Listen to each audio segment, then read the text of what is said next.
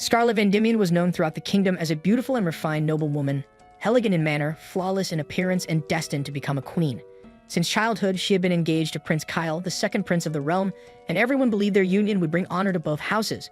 Yet behind her calm smile was a young woman who had been forced to endure years of humiliation and cruelty. She obeyed, smiled, and played the role expected of her. But one day in the grand hall before the entire court, everything changed. The prince who had been her fiancé for 17 years shattered their engagement and replaced her with another woman, and that moment changed everything. The story begins in the grand hall, where every gaze was fixed on one young woman, Scarlet Endymion. With calm composure, she looked at Prince Kyle and asked him to repeat what he had just said. The prince, standing tall with a confident smirk, said that he would gladly repeat it as many times as she wished. Then, before the entire court, he declared that their engagement was officially over and that from that day forward, his fiancée would be none other than Terraneza. Instantly, the hall erupted in applause. The nobles clapped and cheered, calling the new couple beautiful and wishing them happiness. Terraneza curtsied gracefully, announcing that she was now the prince's fiancée and would dedicate her life to his joy. Kyle praised her kindness, claiming she was gentle and pure, the complete opposite of Scarlet, whom he now mocked as cold-hearted and unworthy. He said he regretted wasting 17 years bound to someone he called a disgrace, a mad woman who had ruined his life. Scarlet, however, stayed composed. She reminded him that their engagement had been arranged between the royal family and her house, Vamion, long before either of them was even born, and she asked if he really believed he could end it on a whim. Kyle simply smiled and replied that he could. He claimed that Terraneza had told him the truth, that Scarlet had bullied her at the academy out of jealousy and cruelty. Scarlet blinked in disbelief and calmly answered that she did not recall any such incidents and, in fact, had never even met Terraneza before that day. Kyle took her denial as arrogance. His voice rose, filled with anger, as he accused her of tearing Terraneza's notebook in class, locking her in a bathroom, spreading rumors, and even pushing her down the stairs. The court gasped. Scarlet could feel every stare burn into her. After a pause, she simply nodded and said that if this was how he saw things, then she accepted his decision to end the engagement. Kyle sneered, saying that she was only pretending to stay calm, that she was broken inside, and that the role of villainess suited her perfectly. Scarlet looked down for a moment, then lifted her eyes, steady and clear. She said that if everyone wished to see her as a villain, then she had no reason to restrain herself any longer. Still, she asked for one last request before leaving. Kyle scoffed, demanding how she dared to ask for anything more. But Terraneza, acting the part of a saint, gently said that it would not hurt to grant a final wish. Amused, Kyle agreed, saying that Scarlet could have anything she wanted: gold, jewels, a farewell gift. But Scarlet refused them all. Her final wish, she said, was to strike the witch who had taken everything from her. Before anyone could stop her, she acted. Scarlet's fist connected with Terraneza's face, and the hall froze as Terraneza collapsed, blood trickling from her lip. In that instant, Scarlet herself was shocked. She did not understand why she had lost control so suddenly, why she was so furious. Of course, she was angry at the lies and humiliation, but as she stood there trembling, she realized it was something deeper. Her mind flashed back to her childhood, to her brother Leo scolding her after yet another fight. He had reminded her that it had only been a week since she beat up a boy from House Alexia, and now she had struck another. Even though he knew she had been defending a commoner, he told her that her debut ball was approaching, and she needed to control her temper. Scarlet had insisted she had acted with reason. But Leo had looked at her almost sadly and said that when he arrived, she had looked pleased, her hands bloody, her eyes bright. It made her wonder even then if somewhere inside she had enjoyed it. Not long after, the night of her debut ball arrived. Scarlet sat alone, isolated from the crowd, when a young man approached her. He introduced himself as Prince Kyle, the second prince of the realm, and told her that she did not need such formality because from that day on, she would belong to him. That was how their long, miserable engagement began. From that day forward, Scarlet's life became one of endurance. Kyle took pleasure in humiliating her in public and mocking her every move. When she went to her father, begging for the engagement to be canceled, her father only apologized and said that the royal family's will could not be denied. So Scarlet endured until she entered the Royal Academy at 15. There her talents shone, her beauty, intellect, and elegance made her admired by all. She ranked first in every exam. But then Kyle appeared again, mocking her and saying her father only sent her there to serve him. It was then she decided to grow stronger, to build steel within her heart. One day, as she was about to join her friends for lunch, Kyle appeared again, furious that she was not attending to him. He grabbed her by the shirt in front of everyone. Scarlet tried to explain, but he accused her of disrespect. When she apologized, he mocked her sincerity and dragged her away to punish her. Outside, he pulled out a dagger, threatening to cut her silver hair, her family's pride. Scarlet warned him that her father would hear of this and that he would be punished. But Kyle only laughed, saying that her father would never defy his father and that her engagement would last only as long as he allowed it. Scarlet clenched her fists, ready to fight. But before things went further, a calm yet firm voice interrupted them, telling them to take their fight somewhere else. A young man dropped down from a tree, Prince Julius, Kyle's older brother and the first prince. He scolded Kyle, saying that his behavior explained why he was stuck in the lower curriculum. Kyle was furious, but Julius stood his ground, apologizing to Scarlet for his brother's cruelty and warning Kyle that if he continued, he would intervene personally. When Kyle tried to order his attendant to remove Julius, the man refused, unable to act against the first prince. Kyle stormed off, humiliated. Afterward, Scarlet thanked Julius. He told her that he was not sure whether he had saved her or Kyle, because she had clearly been ready to strike. Then Scarlet asked Julius why he was reading up in a tree instead of inside like everyone else. Julius just smiled and said he preferred being alone, away from all the noise and distractions of court life. Now the kingdom of Palacin had two princes, Julius, the first and rightful heir, calm, brilliant, and admired by many, yet quietly resented by nobles who thought his influence held them back. And then there was Kyle, the second prince, supported by a rival faction hungry for more power. Students often clashed between the two sides, though Scarlet, being ever composed, stayed out of those petty rivalries. But soon things between Scarlet and Julius began to change. Julius told her that he didn't mind spending more time in class anymore because he had found something interesting. That something, he said, was Scarlet herself. He told her she was more captivating than any book he had ever read. Scarlet found that irritating, thinking he was just another troublemaker trying to get on her nerves. Then came the results of the next examination, and this time Julius had taken first place, pushing Scarlet to second. The students were shocked. Scarlet had always been number one. Curious, she noticed Julius had perfect scores in both magic and swordsmanship, the kind of marks she herself had never been given. When she congratulated him, Julius replied with effortless confidence, saying first place hadn't been that hard to get. That stung, so Scarlet decided to take it as a challenge. She trained harder than ever, and during the next exam, she reclaimed her top spot. Julius congratulated her warmly, even resting a hand on her head, saying he'd enjoyed watching her work so hard. Her friends teased her, wondering if Julius had let her win just to see her reaction. Scarlet dismissed the thought, determined not to be affected by him again. But soon Julius kept showing up, greeting her in the halls, appearing in the library, always somehow crossing paths. Scarlet began to wonder if he was doing it on purpose, though he insisted it was just coincidence. He said he enjoyed seeing the way her emotions played across her face, claiming she was terrible at hiding what she felt. Scarlet scolded him for being rude. Still, Julius didn't stop. He complimented her silver hair, saying it was too beautiful for anyone to harm.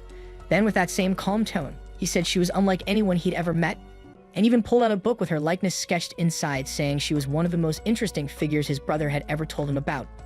Finally, he went as far as offering to replace Kyle as her fiancé, promising to treat her better. Scarlet politely declined, but deep down, her frustration toward both princes was beginning to grow. Then time moved forward, and we returned to the grand hall, the present moment. Scarlet stands tall, thanking Terraneza for giving her the final reason she needed, and then without hesitation she strikes. Terraneza collapses, blood spilling from her lips. Prince Kyle rushes to her side in shock, shouting at Scarlet, demanding to know what she's done. Scarlet simply answers that she lost control, that she hit Terraneza because she was angry. Is that a problem? She asks, coldly stepping forward as the nobles watch in stunned horror. Inside, she reminds herself of the years she endured, the humiliation, the gossip, the cruelty, all because of her engagement to Kyle. But now, finally, she's free to act. A nobleman calls her insane and orders the guards to seize her, yet before they can even move, Scarlet casts a sleeping spell, and they all collapse instantly. Panic spreads through the hall. Another noble shouts an offer, his daughter's hand in marriage to whoever can subdue her. Scarlet knocks him down without hesitation. Someone else begs for mercy, but she strikes him too. As she looks around at the terrified crowd, she realizes these nobles have lived their whole lives in corruption and greed. Seeing their downfall fills her with grim satisfaction. Then with a sharp grin, she channels her magic, increases her speed, and declares that they should dance. What follows is chaos, a storm of motion and power. Scarlet punches through every noble who dares to move against her. Some whisper old rumors about a mad dog noblewoman, and Scarlet realizes with bitter amusement that those tales might well have been about her. Still, she doesn't stop. When the hall finally falls silent, littered with the fallen, Scarlet straightens herself and murmurs that it's a fine evening. Turning to Prince Kyle, she smiles coldly and proposes one last dance, asking if he'll lead this time. Kyle can't move. He's frozen with fear. Scarlet raises her fist, but before she can strike, her brother Leo bursts in, shouting for her to stop. And then, before he can reach her, Scarlet's fist flies. She punches Kyle straight across the hall, sending him crashing into the wall. The noise echoes through the stunned silence. In that moment, the nobles, once full of mockery and applause, see their arrogance crumble before them. The engagement is broken, and Scarlet, once the gentle, obedient fiancé, now stands in the wreckage, unbound, furious, and completely free. That night, the grand hall stood in ruins. Shattered glass glittered on the floor, and broken furniture lay everywhere.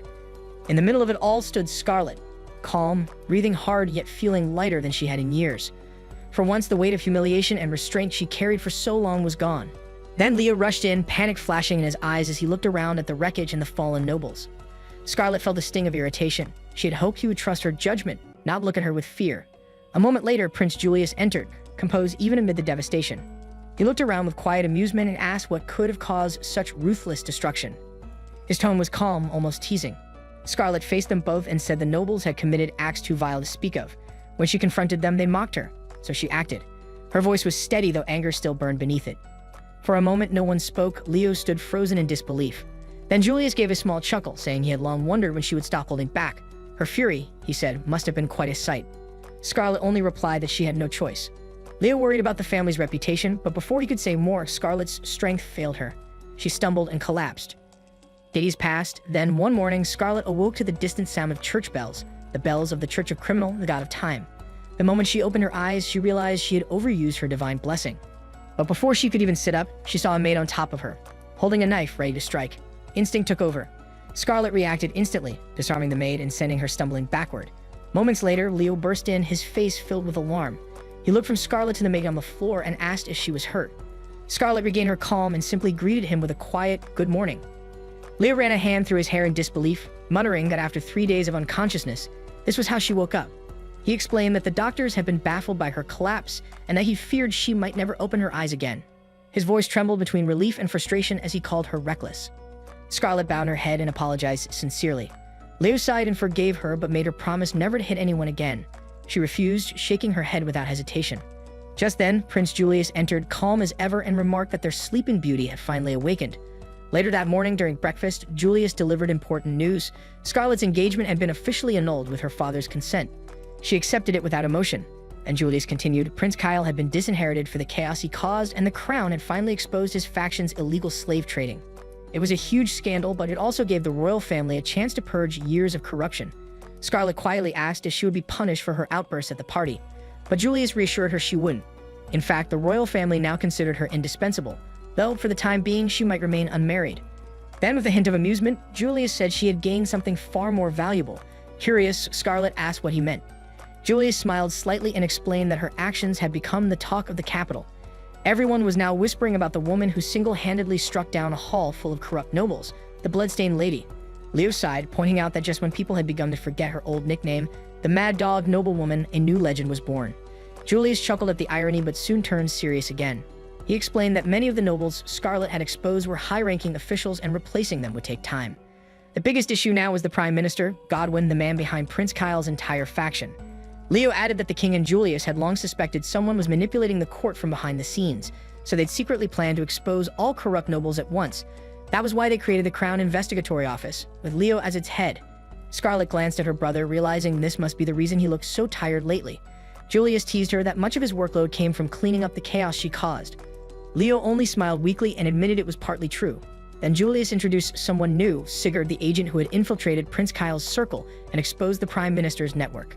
When Sigurd entered, Scarlet recognized him immediately. He bowed and apologized for deceiving her in the past.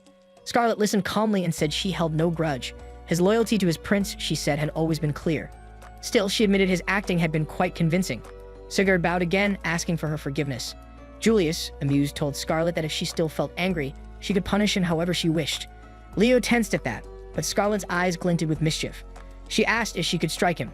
Sigurd nodded, accepting whatever she chose. Scarlet raised her fist, then stopped just short, grazing him lightly before stepping back. She told him their past was settled, reminding him that he once protected her at the academy. Sigurd humbly replied that he was only fulfilling his duty as a knight, but Scarlet silenced him with a sharp look. Julius and Leo could barely hide their smiles at the exchange. After finishing her tea, Scarlet quietly excused herself, but her thoughts were already racing. She knew her academy friends must have heard about the incident and would be worried. Still, another matter weighed heavier on her mind, the maid who had attacked her. When she went to the room where the maid had been detained, it was empty except for a torn dress. Before she could react, a wild beast leaped from the shadows, snarling. Scarlet dodged easily and knocked it down. Her voice turned cold as she ordered it to behave. Calling it by name, the Beast King Manaka, she told it to take human form if it wanted to speak. The creature transformed into a boy with a dagger, declaring he was there to kill her. Scarlet noticed the slave crest carved into his skin and quickly understood. She had offered him a deal. If she freed him, he had to tell her who sent him. Manaka hesitated but agreed. Scarlet invoked her divine blessing, reversing the mark on his body using the power of Chrono. The spell weakened her, but when it was done, the crest had vanished. Astonished, Manaka swore loyalty to her. He revealed that Prime Minister Godwin had ordered her assassination as revenge for his son, one of the nobles she had struck down. He had also told her that Godwin used slaves and spies to control noble families through threats and bribery. Hearing this, Scarlett's eyes hardened. She decided to confront Godwin herself despite Manaka's warnings to wait for Julius or Leo. When he asked why she always resorted to hitting those who angered her, Scarlett replied calmly that punishing the annoying was simply proper. Manaka laughed and agreed to help her. Together, they set off for the capital, Grana. 3 days later, they arrived in the city slums. Scarlett held up a dull piece of mythil she'd bought from a street peddler. Manaka scoffed, saying it was worthless. Then Julius appeared, saying he had joined them to see the kingdom's corruption with his own eyes, and, half-grinning, admitted he was curious about Scarlett's impulsive nature. Soon, a gang of robbers appeared, surrounding them. Scarlett's expression brightened dangerously. Manaka urged her to stay calm, but when the robbers mocked her, she crushed the mythil to dust with her bare hand. Terrified, the robbers attacked, but Scarlett was faster. She struck with precise, unstoppable force until they fled in terror, muttering that she was some kind of monster. Julius watched with amusement, saying that her unrestrained self was the most entertaining version of her yet. Later, he interrogated a middleman named Junk and claimed he did it without violence. Scarlett doubted that, calling him a con artist. Julius protested, but she only smirked, saying that manipulation without empathy was still manipulation. And with that, the three of them prepared for their next move, infiltrating the secret slave auction where the truth behind the Prime Minister's schemes was waiting. That day, Scarlett and Manaka paid a visit to the nobleman named Zathan. On the surface, they claimed to be looking for a rare kind of slave, but in truth, they were investigating the underground trade. Zathan, being unusually candid, admitted right away that he worked closely with a notorious slave trader named Junk. Together, they specialized in acquiring valuable slaves, rare beings, even mythical ones.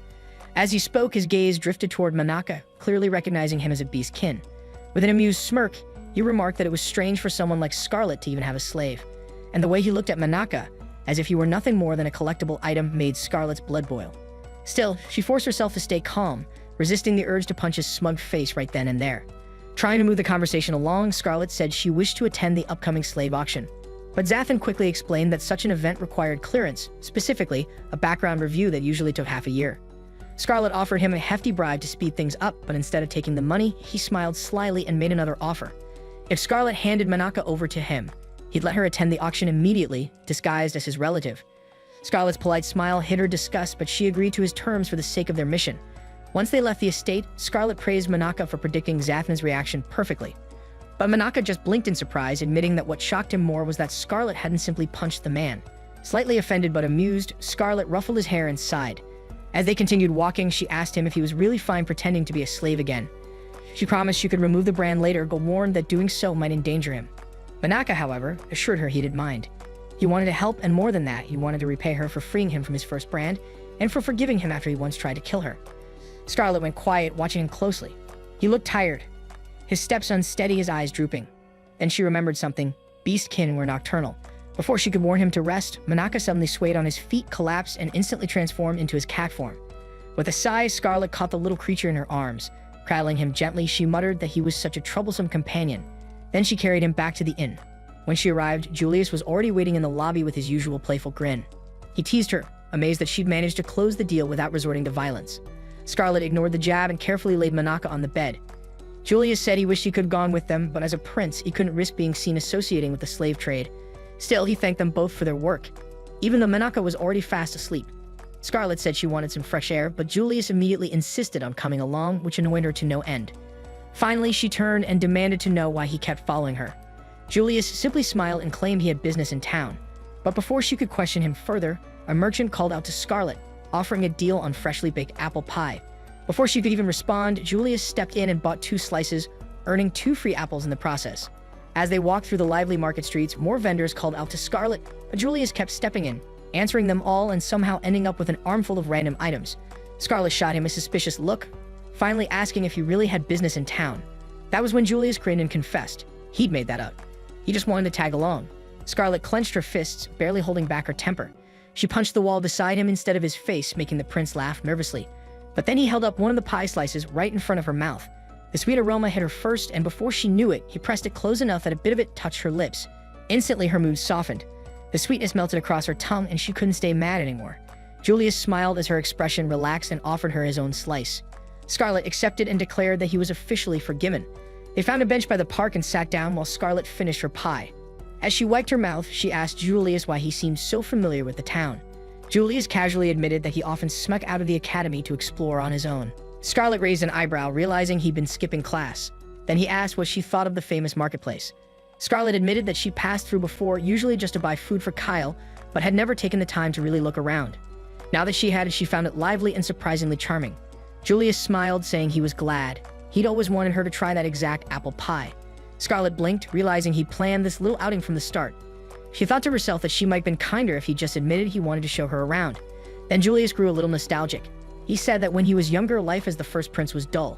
He was always surrounded by self-serving nobles who pushed their daughters on him just to secure power. At one of those banquets, he remembered seeing Scarlett for the first time with her fiancé Kyle, who had been bullying her and tugging her silver hair. After Kyle left, Julius had approached her and told her that if she was afraid of Kyle, she could always tell the king. But Scarlett had just smiled eerily and said she wasn't afraid of Kyle at all. Back in the present, Scarlett listened quietly as Julius finished his story. Then, without warning, he leaned down and placed a light kiss on her cheek.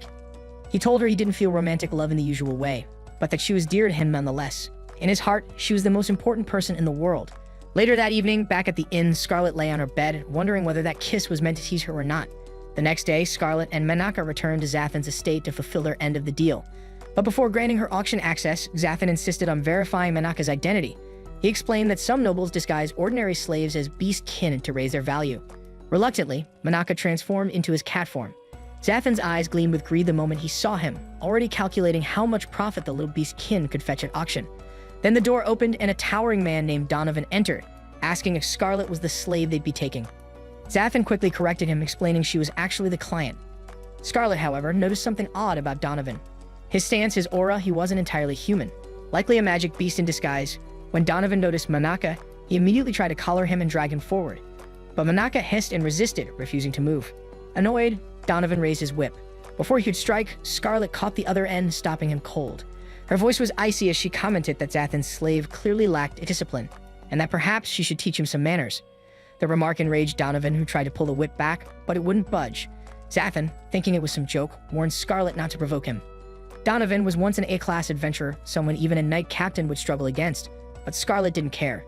Donovan, red with anger, tried to strike again, but Scarlett's grip held firm. She calmly asked if Donovan himself was also up for auction. Zathan nervously explained that Donovan was actually his personal slave and bodyguard. Hearing that, Scarlett's lips curled into a sharp smile as she remarked that, in that case, he didn't need to stay pristine. In one swift move, she yanked the whip, pulling the huge man off his feet. A single powerful punch sent him crashing straight out the window. Afterward, Scarlett knelt beside Menaka and noticed the bruises on his neck from the collar. Muttering softly, she cast a healing spell. The marks vanished and she hugged him tightly, whispering that she'd come back for him soon. Zathan, pale and trembling, insisted she didn't need to pay for the damages. He even thanked her for disciplining his slave and quickly discussed the meeting place for the auction, clearly terrified of her temper. When Scarlett returned to the inn, she spotted a familiar carriage waiting outside. Her brother Leo stepped out, angry and ready to scold her for disappearing. And when she looked closer, she saw Julius inside the carriage, confirming her suspicion that he had told Leo where she'd gone. Back at the estate, Leo scolded them both harshly, especially Julius for taking such risks as a prince. Julius reported that they discovered the auction's location, but Leo only grew more stressed, worried about Scarlett's reckless behavior and her growing reputation for punching nobles. Trying to calm him, Scarlett asked about his own findings. Leo revealed that the man behind the auction was named Godwin. Scarlett added that it was scheduled to take place in 2 nights, causing Leo to panic. As he muttered plans for infiltration, Julius joked about not having any apple pie for Scarlett today, which earned him a glare. Then they discussed their strategy. Leo urged Scarlett to return to the estate for safety, but she refused. She said that ever since breaking her engagement with Kyle, she finally felt free to see the world for herself. She'd witnessed how broken the kingdom truly was, its slavery, its poverty, its corruption. And among the people she had met, she had even found a golden-haired prince whose only goal seemed to be annoying and teasing her. Julius, realizing she was talking about him, laughed. Scarlett stood and declared that what angered her most was how easily wicked nobles prospered, people like Godwin. She swore that greedy nobles were the most satisfying things to punch. Julius burst out laughing, while Leo sighed in defeat as his sister once again declared that she was happiest when she got to punch evil nobles. But their laughter faded when Leo revealed one last detail. Godwin had ties to the vanquished empire. That meant real danger. Meanwhile, somewhere far away, Godwin met with soldiers from the Red Sky Dragons, the Empire's elite aerial unit, secretly arranging Scarlett's assassination. When they departed, Terraneza suggested using a new weapon, a gun, to deal with her instead.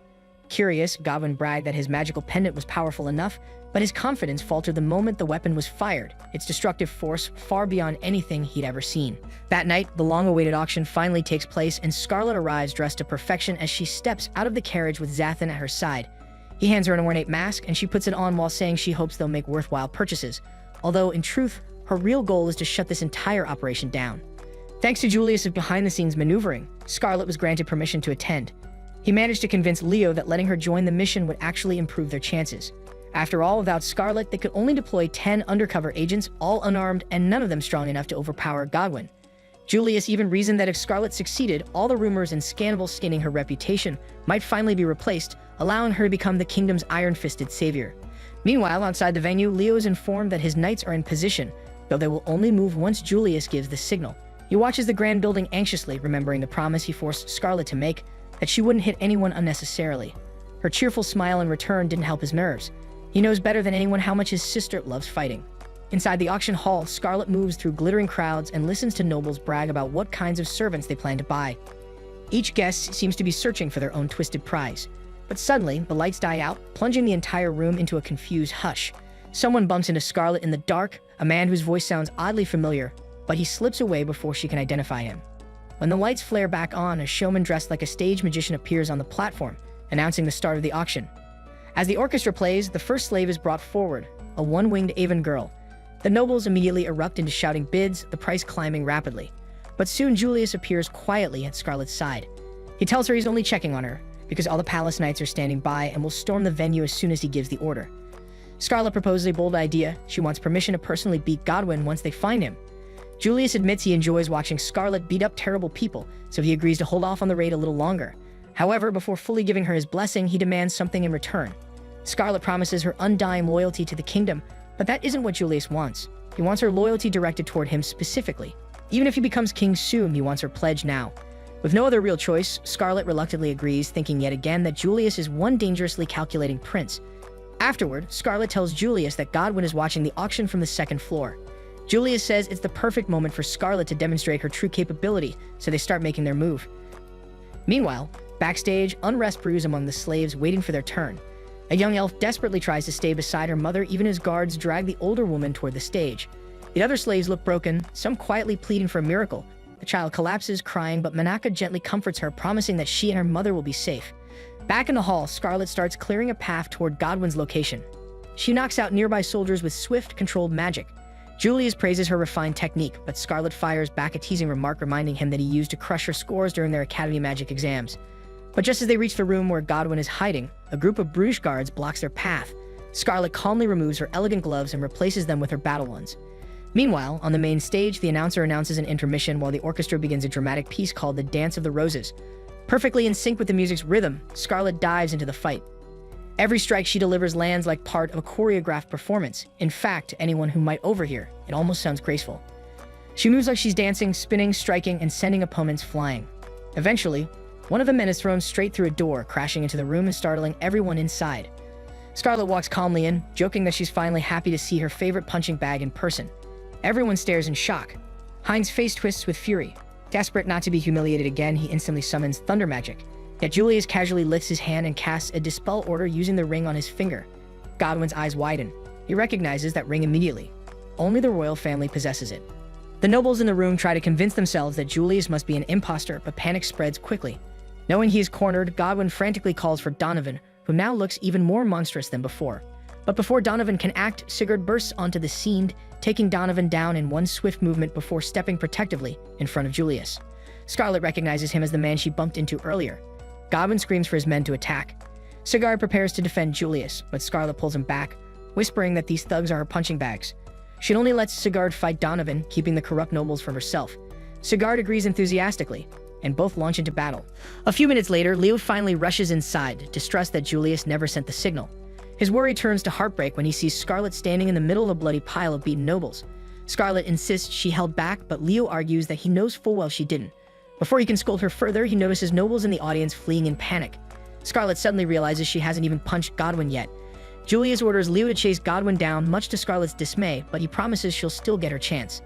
Leo hesitates until Julius reminds him they exchanged vows earlier.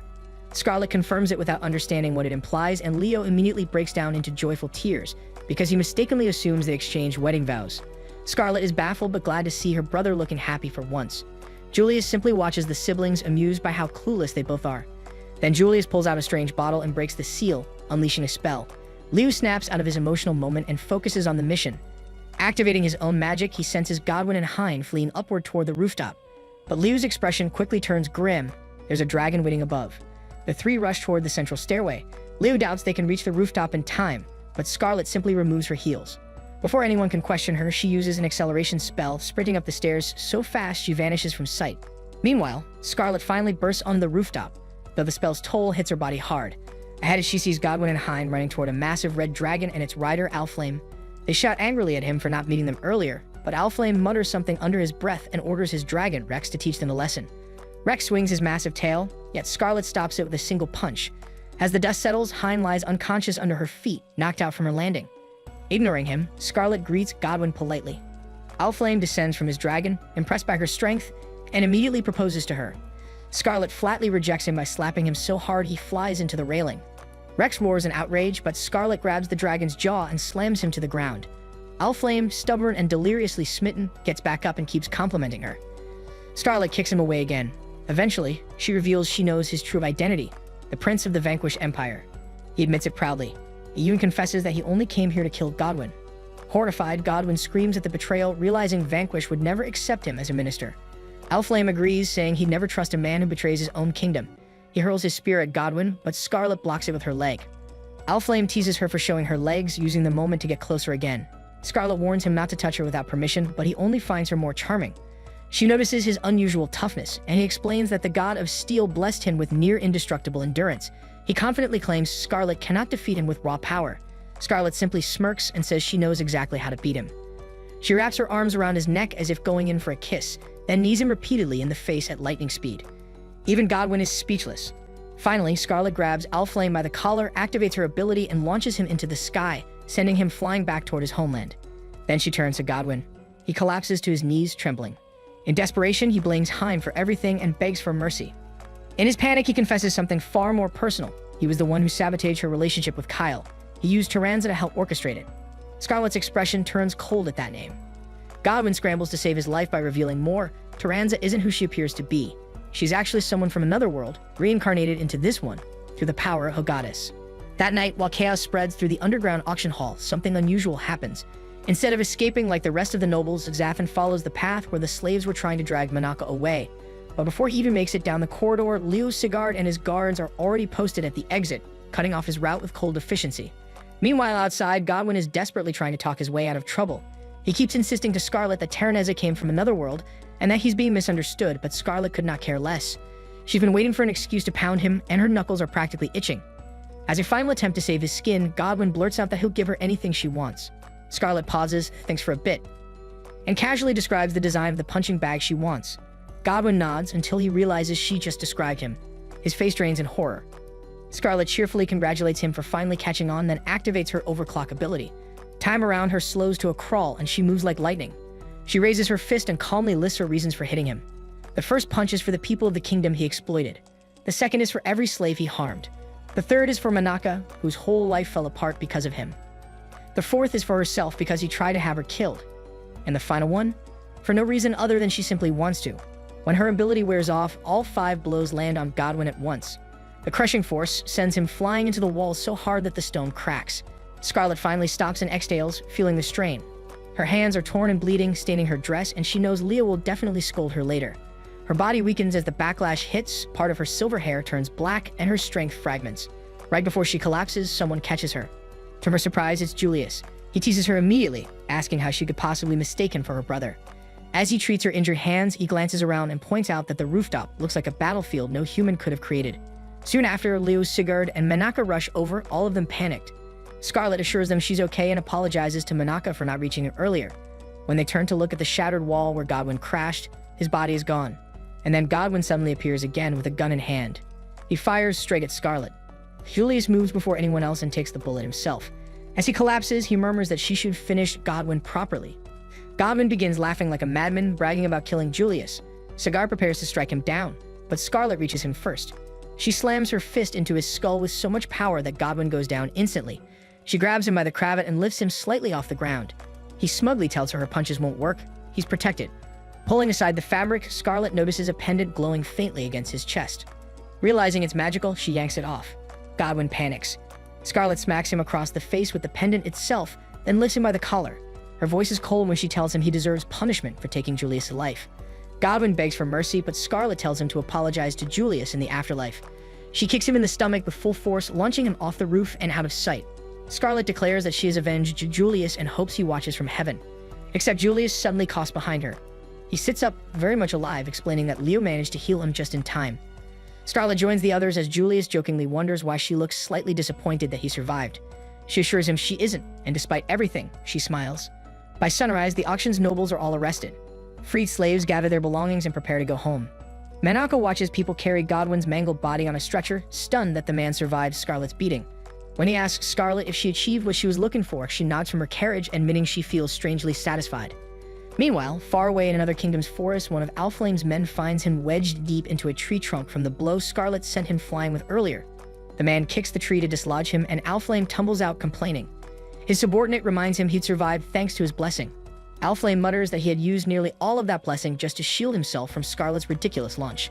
As he mounts a dragon to head home, his man asks whether he enjoyed playing with Scarlet. Alflame smirks and admits he can't wait to see her again. Back in the city, news spreads fast.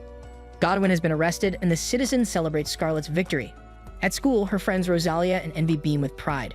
Soon enough, the girls in Scarlet's class start prying into her personal life, asking about things like her pets. None of them realize she actually adopted a dragon named Rex. As if to prove it, Scarlet casually pets Rex while Manaka watches with visible annoyance. Cervantes arrives to announce that the punching bag with Godwin's face is finally completed and soon to be sold. He admits he's not confident anyone will buy such a bizarre product, but Scarlet reassures him that Julius will definitely love it. Then Cervantes glances at Manaka and points out that he seems to be competing for Scarlet's attention. Scarlet calls him over, and Manaka instantly transforms and leaps into her arms despite the maids scolding him. He's supposed to help greet guests from the Greek delegation later. Far away in a dark dungeon, Terraneza stands before a restricted passage. Guards warn her she can't enter, but she simply casts a charm spell, and the men step aside hypnotized. As she walks deeper into the prison, she murmurs about her dream happy ending, falling in love with a prince and becoming the kingdom's most adored princess. She reaches Godwin's cell. He immediately begs for freedom, assuming she's there to rescue him. She thanks him for his work, and Godwin misinterprets it as praise.